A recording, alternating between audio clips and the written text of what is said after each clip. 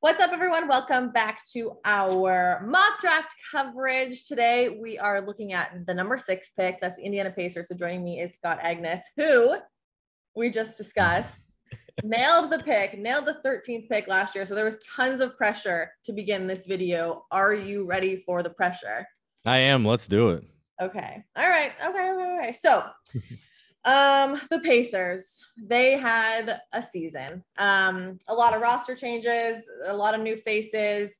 Right now it's still, Tyrese Haliburton, Buddy, Miles. There's pieces that are really good. Obviously they need some holes to be fixed. When you look at the holes that they need, like they're a bottom 5 defensive rated team.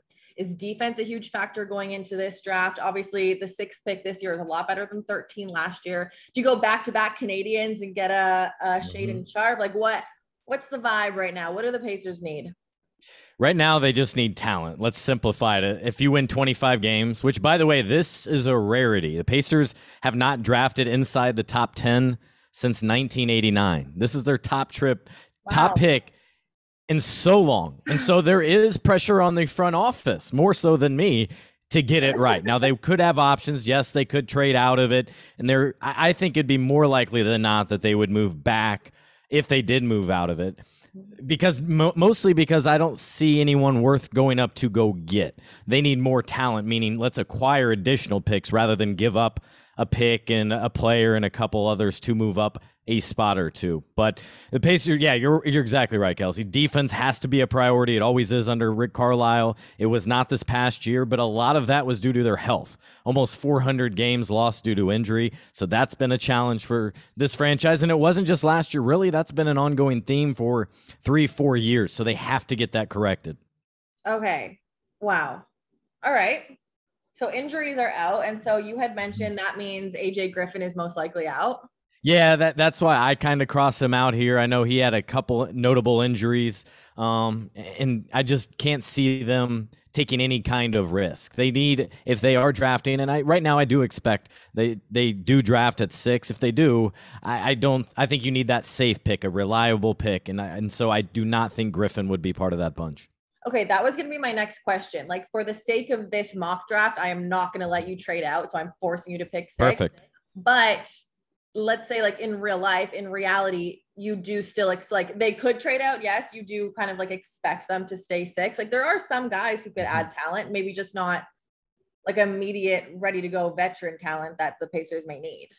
Right, and the big question mark kind of is, are the Pacers content on having yet another rebuilding year, or are they trying to skip ahead and try to get back at least in the playoff conversation with what they're doing? What we do know is Tyrese Haliburton, new face of the team. Chris Duarte, last year's pick, really interesting. Isaiah Jackson, who they traded up to go get also in the first round on draft night last year, part of that future mix. I think everybody else is still very much in flux, whether it's Buddy Hield, Miles Turner's entering a contract year, so a lot of question marks there. Okay, that's an interesting thing to keep in mind as well. Obviously, Tyrese Haliburton is a great piece to build a team around. It's just like what pieces you need in order to, make him the best he can. So let's talk some names. I have a few here. I know that you have a few there. So can we start with Shaedon Sharpe, because I love Canadians. And I think in a lot of the draft boards, like, he's high. He, like, in some of them is gone by now. And yet on our draft, he's still here. Yeah, my thing with Shaedon is I wouldn't be surprised.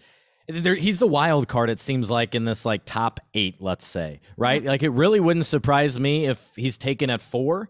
It wouldn't surprise me if he's 5, 6, or if maybe he's kind of, all right, there's some question marks, let's take him at 7 or 8, because of everything that went down with him this past year at UK, not playing in a game. Could he have played? Was this Kentucky saying, hey, we're content, we're good with you playing next year? Well, wait, I'm not coming back next year, but he held at UK in flux. Right. And so, for instance, one thing I'm tracking here leading up to the draft, can the Pacers even get him in for a workout? Because right where you're at, where the Pacers are at number 6, this is a lot of times where you see agents be a little bit selective. And if they don't want you in their market, or if there's other pieces that might prevent playing time, right? Pacers have some guards.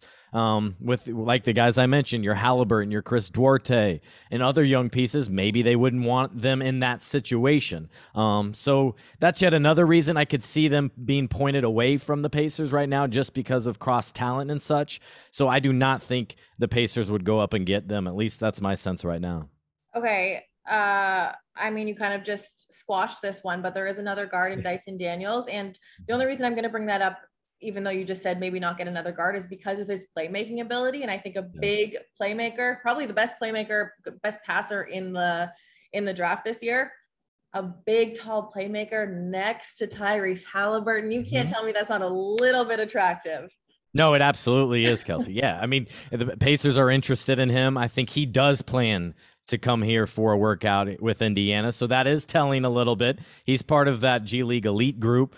So he's been playing with professionals for a little bit. But I also think a lot of the audience, a lot of fans, maybe because he was with G League elite, they didn't see him on national TV. They didn't see him throughout the season.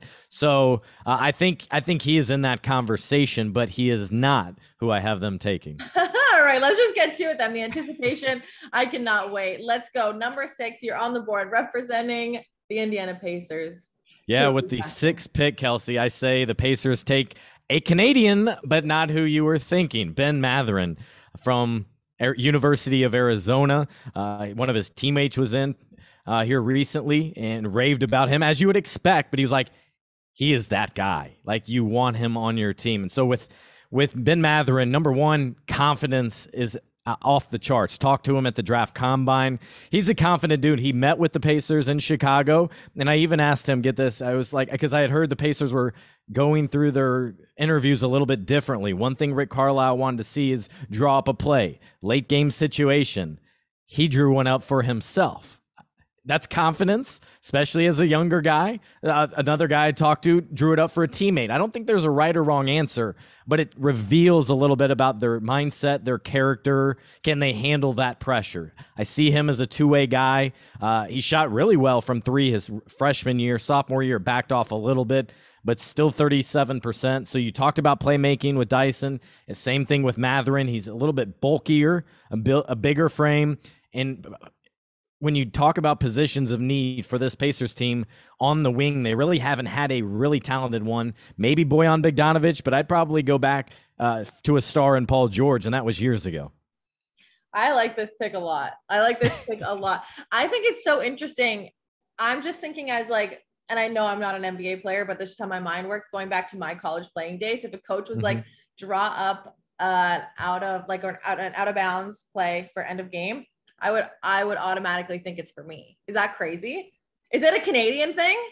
No, I don't know. I think it probably comes to position. Like for me, I always tended towards point guards. I love making the pass, setting others up. Okay. So I don't think personally I would have set it up for myself. I probably would have wanted the pressure of inbounding it, needing to call a timeout, setting up my teammate, or, being able to show my progressions. First option not open, let's send it to the second one. But it does, if anything, it shows a level of assertiveness, and maybe I'm going into a new situation, I'm still confident, even though I'm 21 years old. Yeah, no, I like that a lot. All right. And it's only like a couple weeks now until we get to see if Scott goes 2 for 2 in our mock drafts. So thank you. I was not expecting that at all. And I am just going to cross my fingers and hope that you're right, because I feel like that would be really cool. That'd be fun. Make it 2 for 2, but you can't go wrong. I feel like in this area, there's several good options, and Mathurin, through those groups of who was available, he was easily my favorite.